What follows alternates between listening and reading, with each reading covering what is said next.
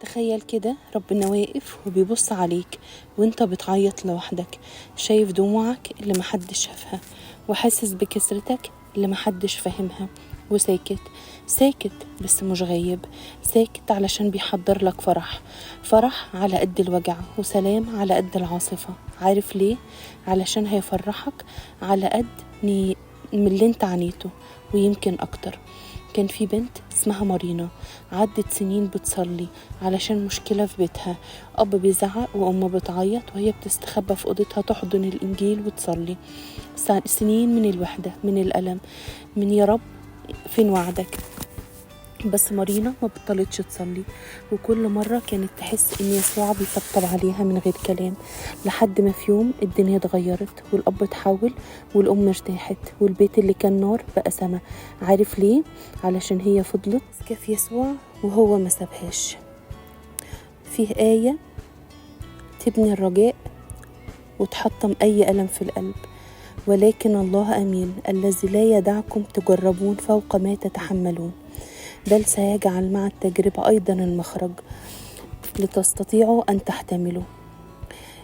يلي بتقول أنا تعبت، يلي بتقول سنين ضاعت مني، يلي كل الناس فاكرينك قوية وانت جواك بتنهاري، ربنا شايف وبيعد.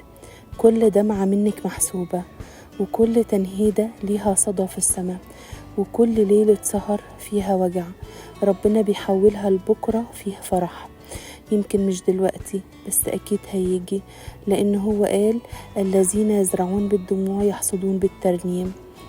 قوله من قلبك يا رب أنا تعبت قوي ومش قادر أكمل، بس مصدق فيك، مصدق إنك شايف وعارف وبتحضر لي حاجة حلوة، حتى لو كل حاجة حواليا بتقول مفيش أمل. أنا قلبي بيقول يسوع كل شيء، مع يسوع كل شيء ممكن. لو الفيديو ده لمس قلبك، لو حسيت بكلمة ربنا بتطبطب عليك، اكتب لي في الكومنت. أنا مستني فرح ربنا على قد الوجع اللي جوايا. وشير الفيديو مع حد تعبان، يمكن الكلمة اللي هتوصل له تغير له حياتك.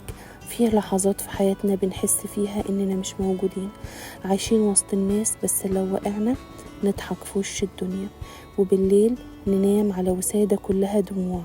بس في اللحظة دي تحديدا ربنا بيكون أقرب من أي حد، حتى لو مش شايفينه. هو بيشتغل في الخفاء وبيحضر لك فرح كبير على قد كل لحظة كسرتك. فاكرين قصة أليصابات زوجة زكريا الكاهن؟ سنين طويلة وهي بتستنى طفل، سنين الناس فيها قالت دي ملعونة ربنا نسيها، العمر بيجري ومفيش فايدة. بس كانت السما ساكتة لأنها بتحضر مفاجأة. وفي يوم السكوت اتكسر والملاك نزل بزفة سماوية، لا تخف يا زكريا لأن طلبتك كانت سمعت. سبحان الله، اللي الناس سموها عاقر، ربنا سماها أم الأعظم نبي. ليه؟ لأن ربنا بيجي في الوقت الصح وبيفرح على قد الصبر وأكتر كمان. زي الآية اللي بتقول قد رأيت دموعك وسمعت صلاتك. كلمة ربنا دي مش بس للملك حسقيال، دي ليك وليا دلوقتي. دمعتك ما وقعتش على الأرض، دي وقعت على قلب ربنا نفسه. عارفة لما تكوني مستنية حاجة بقالك سنين والكل فقد الأمل إلا أنتي؟ لأ، دي مش ضعف، ده إيمان، وإيمانك هو المفتاح اللي هيفتح أبواب السماء.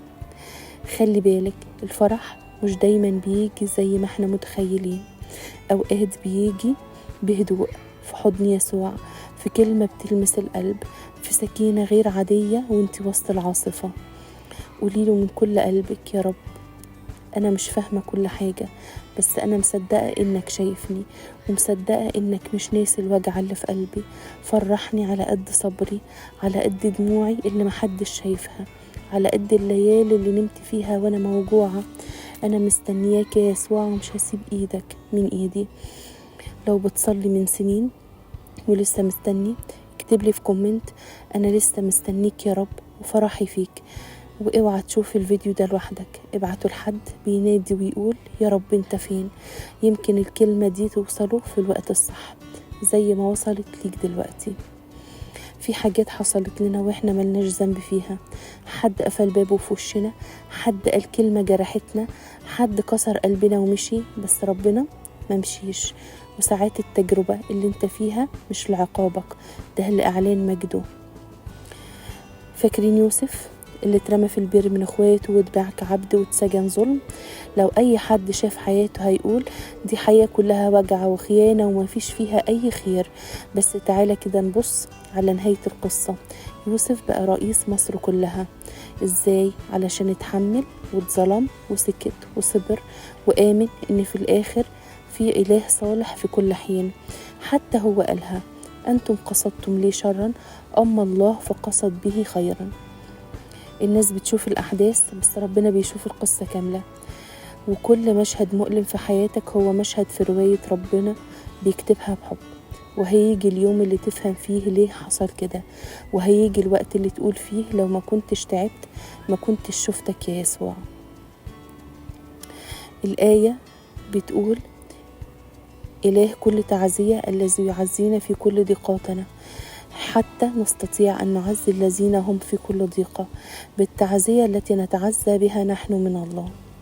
يعني حتى في الوجع اللي عدت بيه ربنا هيحوله سبب تعزية لناس غيرك. ادعي له من كل قلبك وقول له: يا يسوع أنا مش فاهم ليه حصل كده، بس عارف إنك معايا في كل خطوة. اديني نعمة أصدق إنك بتحول الظلم لمجد والوجع لفرح والدموع لترانيم. أنا بين إيدك يا رب وإيدك أمينة. لو عديت بتجربة صعبة ولسه بتقول ليه يا رب، اكتب لي في الكومنت.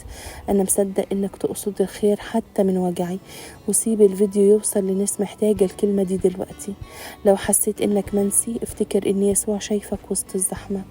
فيه ناس كتير حوالينا، زحمة بشر وكلام وضوضاء ومشاكل، بس في وسط الزحمة دي كلها ربنا بيبص على قلب واحد، شخص واحد، دمعة واحدة بس تكون طالعة من قلب بيدور عليه بصدق.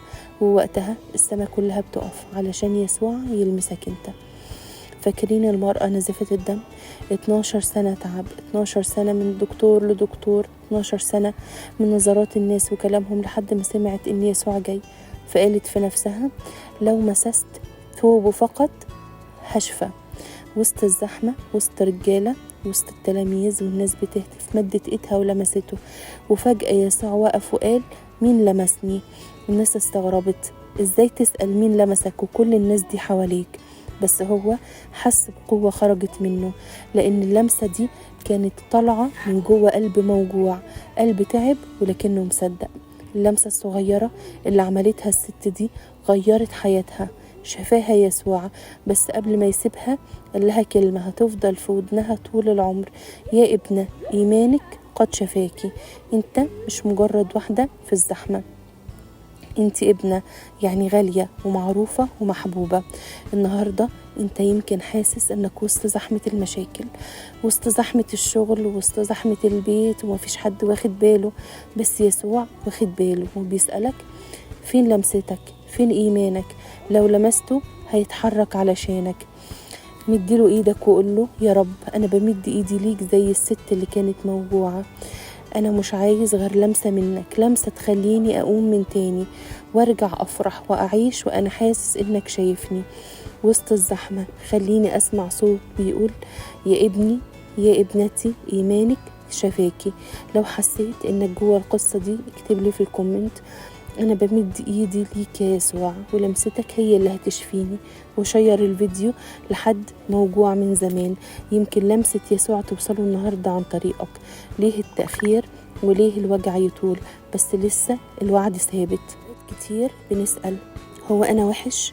هو ليه ربنا بيأخر لي الفرح؟ ليه كل الناس بتفرح وأنا واقف في نفس المكان؟ بس الحقيقة ربنا ما بيأخرش الفرح، هو بيجهزك علشان تستحمله، لأن اللي جاي كبير وفرحك هيكون عميق على قد اللي انت عانيته أكتر.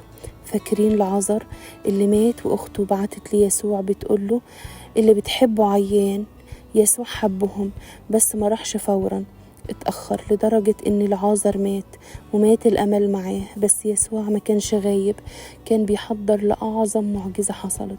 راح القبر ونادى: يا لعازر هلم خارجا. والعازر قام والحزن اتحول لفرح ما يتوصفش. رسالة ليك النهاردة، يمكن حياتك دلوقتي شبه القبر وظروفك شبه الموت، سكتك مليانة دموع، بس يسوع جاي ومعاه الكلمة اللي هتقولك، ومعاه فرح مش عادي، فرح على قد الصبر والسنين والدموع.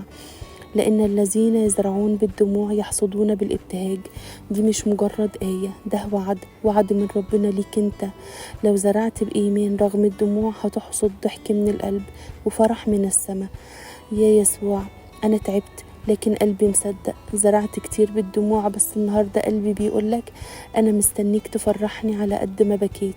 افتح قبري وخرجني من حزني، خليني أضحك وأرجع زي زمان، مش من الناس ولكن منك انت. انا فرحي فيك وهستناك مهما طال الوقت. لو وصلت معايا لاخر الفيديو فانا بصلي لك دلوقتي. يسوع سامع وشايف كل اللي جواك. اكتب في كومنت انا مصدق ان فرحي جاي من عندك يا يسوع. لو الفيديو لمسك شيره مع حد تعبان، يمكن الكلمة البسيطة دي توصل لقلبه هو كمان. سلام المسيح معايا ومعاكم، واذكروني في صلواتكم، وسلام.